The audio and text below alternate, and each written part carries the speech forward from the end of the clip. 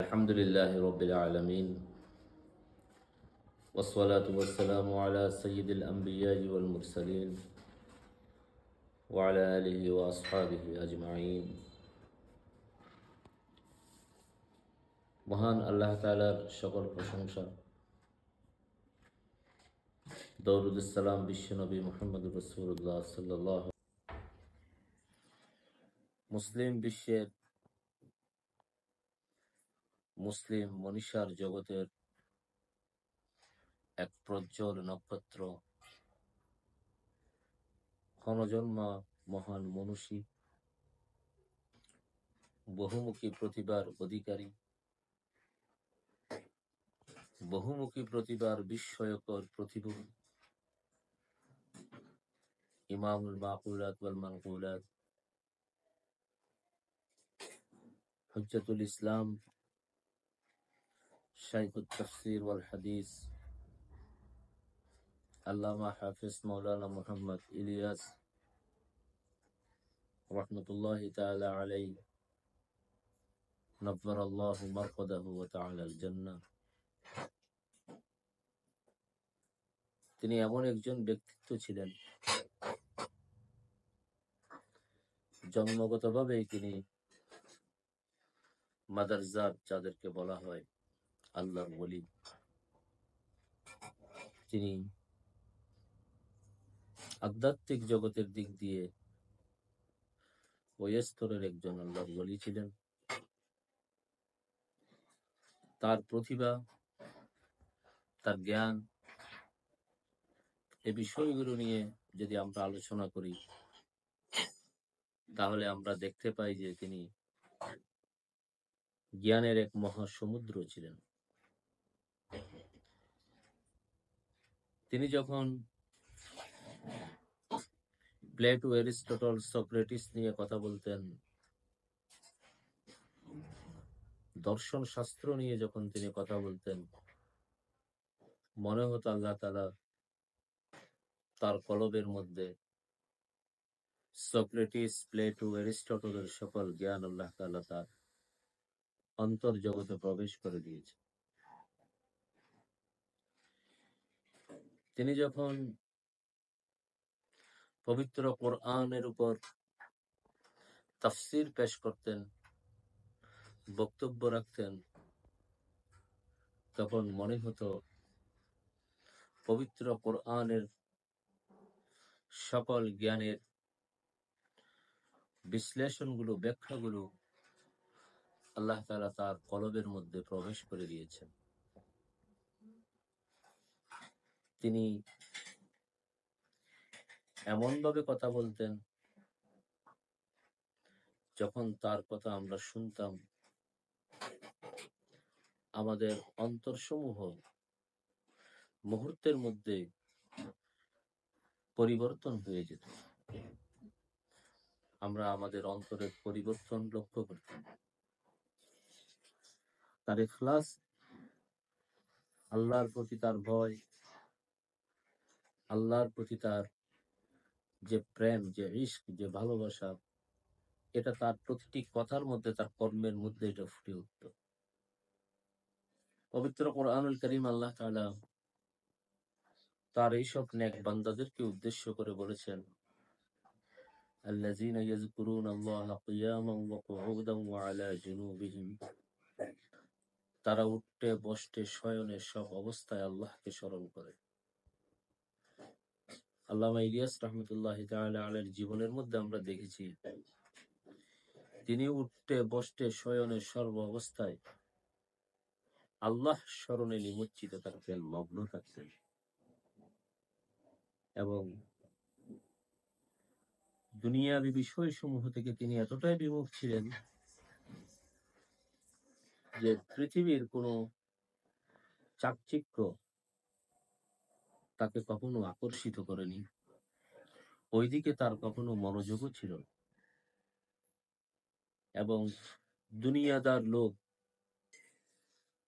তার খুব পছন্দনীয় ছিল না। তিনি এসব থেকে নিজেকে অনেক দূরে সরিয়ে রাখতেন। বিশেষ করে হক হালালের ব্যাপারে, লেনদেনের ক্ষেত্রে তার যে আল্লাহ ভীতি, এটা বর্তমান যুগে আমরা খুব কম মানুষের মধ্যেই দেখতে পাই। হকের ব্যাপারে তিনি ছিলেন সবসময় অটল, অনড়, অবিচল। হক কথা বলার ক্ষেত্রে তিনি কাউকে কখনো ছাড় দিতেন না। যেটা কোরআন, যেটা হাদিসের আলোকে, কোরআনের আলোকে, ইসলামের আলোকে যেটা সত্য, তিনি সেটাকে উপস্থাপন করতে বিন্দু পরিমাণ তিনি কখনো ভয় করতেন না, এবং সুস্পষ্টভাবে ইসলামের সঠিক যে নির্দেশাবলী সেগুলো তিনি বলে ফেলতেন। এক্ষেত্রে কে কি বলবে, কে কি মনে করবে, এই ধরনের কোনো ভয় কখনো তাকে স্পর্শ করেনি। তার চারিত্রিক বৈশিষ্ট্য ছিল উন্নত। আল্লাহ তাআলা তাকে মর্যাদার উন্নত স্তরে উন্নীত করেছিলেন। এত বড় আলেম হওয়ার পরেও, এত বড় জ্ঞানের সাগর হওয়ার পরেও সে জ্ঞানের অহংকার বিন্দু মাত্র করতে আমরা তাকে কখনো দেখিনি। অত্যন্ত সাধারণভাবে তিনি চলাফেরা করতেন। জমিনের উপর দিয়ে যখন তিনি হাঁটতেন, অত্যন্ত নম্রতার সাথে, বিনয়ের সাথে তিনি হাঁটতেন, এবং মানুষের সাথে যখন তিনি কথা বলতেন, অত্যন্ত বিনয় এবং নম্রতার সাথে তিনি কথা বলতেন। তবে কথা বলার ক্ষেত্রেও আমরা দেখেছি যে তিনি জ্ঞানী লোকদের সাথে যখন বসতেন তখন তার কথার ধরন একরকম হতো। সাধারণ মানুষদের সাথে যখন তিনি কথা বলতেন তখন তার কথার ধরন আরেক রকম। অনেক বড় বড় আলেমকে দেখেছি, তার সামনে যখন আসতেন একেবারে বিনয়, নম্র, নত হয়ে যেতেন। তিনিও তাদেরকে অত্যন্ত সম্মান করতেন। তার ছাত্রদেরকে দেখেছি যারা তারা তার জন্য পাগল ছিল, এবং পটিয়াতে যখন তিনি পড়াতেন তার পড়ানোর স্টাইলটা ছিল এরকম যে সেখানে যে সমস্ত মেধাবীরা ছিল, মেধাবীদের মধ্যে থেকে বাছাইকৃত মেধাবীরাই তার ক্লাসের মধ্যে বসতেন, এবং নিস্তব্ধ হয়ে যেত। কেউ কোনো ধরনের আওয়াজ পর্যন্ত করতেন না তিনি যখন ক্লাস করাতেন। তিনি একাধারে লেখক ছিলেন, বক্তা ছিলেন, এবং শিক্ষক হিসেবে ছাত্রদেরকে পড়ানোর ক্ষেত্রে তার তুলনা তিনি নিজেই ছিলেন। তো এরকম একজন ব্যক্তি আমাদের মাঝ থেকে আল্লাহর সান্নিধ্যে চলে গিয়েছেন। এই নশ্বর পৃথিবী, এখান থেকে সবাইকে যেতে হবে, তিনিও চলে গিয়েছেন। অবিনশ্বর সত্য মহান আল্লাহ তাআলার সাথে মিলিত হয়েছেন। কিন্তু তার চলে যাওয়াতে হুজুর পাক সাল্লাল্লাহু আলাইহি ওয়াসাল্লামের হাদিস, একজন আলেমের মৃত্যু মানেই হক্কানে আলেমে রব্বানি, আলেমে হক্কানের মৃত্যু মানেই একটি পৃথিবীর মৃত্যু। তার এই শূন্যতা কখনো পূরণ হবে না। ইশকে রসুল, হুজুর পাক সাল্লাল্লাহু আলাইহি ওয়াসাল্লামের প্রতি তার ভালোবাসা, তিনি আল্লাহর রসুলের নাম উচ্চারণ করার সাথে সাথে তার চোখ দিয়ে অজুরি অশ্রু ঝরত। বিশেষ করে ইয়াজিদ লাআনাতুল্লাহি তাআলা আলাইহি, এই পাপিষ্ঠ কারবালার ময়দানে তার নির্দেশে হুজুর পাক সাল্লাল্লাহু আলাইহি ওয়াসাল্লামের পরিবার বর্গকে যে শহীদ করা হলো, সাইয়েদনা হযরত হুসাইন রাদিয়াল্লাহু তাআলা আনহুকে শহীদ করা হলো, সারা জীবন দেখেছে আহলে বায়েতের এই শাহাদাত তাকে কাঁদিয়েছে। তিনি যখনই কারবালার ঘটনা বলতেন, তিনি বলতে পারতেন না, তার চোখ দিয়ে অজুরে অশ্রু ঝরত। ইয়াজিদের এই নির্মম নিষ্ঠুরতা তাকে প্রচন্ড পরিমাণে কষ্ট দিত। ইসলামী আন্দোলনের নেতাদের ফাঁসি হওয়ার পর আমি একদিন তার সামনে বসে খুব আফসোস করছিলাম। তিনি আমাকে বললেন, এটা কিছুই না। পৃথিবীর সবচেয়ে মর্মান্তিক ঘটনা হলো কারবালার ঘটনা, যেখানে নিকৃষ্ট পাপিষ্ট ইয়াজিদ লানাতুল্লাহি তাআলা আলাইহি, সে হুজুর পাক সাল্লাল্লাহু আলাইহি ওয়াসাল্লামের বংশধর থেকে যেভাবে শহীদ করে দিয়েছে, এর চেয়ে বড় নিষ্ঠুরতা, এর চেয়ে বড় বেদনাদায়ক ঘটনা পৃথিবীর বুকে তার হয়নি। কিন্তু আহলে বাইতের রক্তের বিনিময়ে যে ইসলাম আবার পুনর্জীবন লাভ করেছে, ইসলাম জিন্দা হোতা হয় হর কারবালা কা বাদ। এই যে কারবালার পরে হুসাইনের প্রশংসা বিশ্বময় ছড়িয়ে পড়েছে, আর ইয়াজিদকে সমগ্র জগৎ, সমস্ত সৃষ্টি জগৎ তাকে লানত দেয়। তো আহলে বাইতের প্রতি তার মুহাব্বত, তার ভালোবাসা এত বেশি পরিমাণে ছিল যে তাদের জন্য তিনি এমন ভাবে কান্না করতেন, মনে হতো ঘটনাটা একটু আগেই ঘটেছে। হুজুর পাক সাল্লাল্লাহু আলাইহি ওয়াসাল্লামের প্রতি তার ভালোবাসা, অপরিসীম ভালোবাসা, ইশকে রসুল, রসুলের ইশক আর মুহাব্বত, এটা একজন মুমিনের মধ্যে কতটুকু থাকে এবং কতটুকু থাকলে সে ইশকের সমুদ্রের মধ্যে ডুবে যায়, এটা আল্লামা ইলিয়াস রাহমাতুল্লাহ আলাইহিকে না দেখলে বোঝা যেত না। ইন্তেকালের আগে তিনি হুজুর পাক সাল্লাল্লাহু আলাইহি ওয়াসাল্লামকে বেশ কয়েকবার তিনি স্বপ্নে দেখেছেন।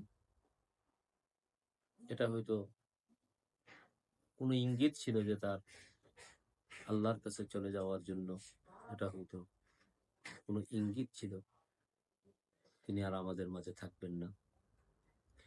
এবং ইন্তেকালের অনেক আগে থেকেই তিনি অনেকটা একাকিত্ব বেছে নিয়েছিলেন, গভীরভাবে আল্লাহর ধ্যানে মগ্ন থাকতেন এবং কান্নাকাটি করতেন এবং সিজদায় পড়ে থাকতেন।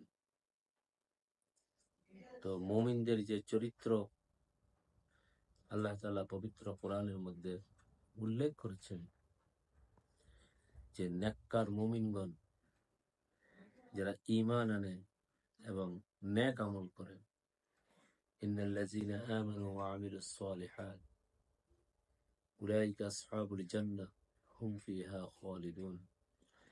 এই যে ঈমান যারা আনে, নেক আমল যারা করে, এই সমস্ত লোকরাই তো জান্নাতবাসী হবে এবং সেখানে তারা চিরস্থায়ীভাবে থাকবে। এবং ইন্নামা ইয়াখশাল্লাহা মিন ইবাদিহিল উলামা, নিশ্চয় আল্লাহকে সবচেয়ে বেশি ভয় করেন আলেমগণ।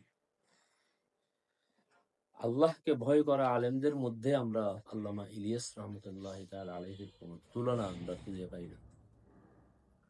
সমসাময়িক যে বিদআত, যে শিরক এবং মুস্তাকে রসুল, যারা হুজুর পাক ইসলামের শানে বিভিন্ন জায়গায় অপমানজনক কথা বলছে আজকে, এগুলো সবচেয়ে আমাদের আলামত। এই ফিতনার যুগে তিনি মুসলমানদের জন্য এক বিশাল সম্পদ ছিল, আলেমদের জন্য একটি নক্ষত্র ছিলেন। হয়তো পৃথিবীর হায়াত ফুরিয়ে আসছে, আলেমগণ পৃথিবী থেকে বিদায় নেবেন এবং যুগ তার পূর্ববর্তী মহাপুরুষদেরকে হারিয়ে ফেলবে। অদূর ভবিষ্যতে পৃথিবী আরো ফিতনা ফাসাদের মধ্যে পতিত হবে। এই পরিস্থিতিতে আল্লাহ তাআলা আমাদেরকে আল্লাহর কোরআন এবং রসুলের সুন্নাহ এবং আল্লামা ইলিয়াস রাহমাতুল্লাহি তাআলা আলাইহির মতো আলেমগণের নসিহত গুলোকে মেনে চলার তৌফিক দান করুন। আল্লাহ তাআলা আল্লামা ইলিয়াস রাহমাতুল্লাহ আলাইহিকে জান্নাতের সুউচ্চ স্থান দান করুন এবং হাউজে কাউসারে হুজুর পাক সাল্লাল্লাহু আলাইহি ওয়াসাল্লামের পবিত্র হাতে হাউজে কাউসারের পানি পান করার তৌফিক দান করুন। আসসালামু আলাইকুম।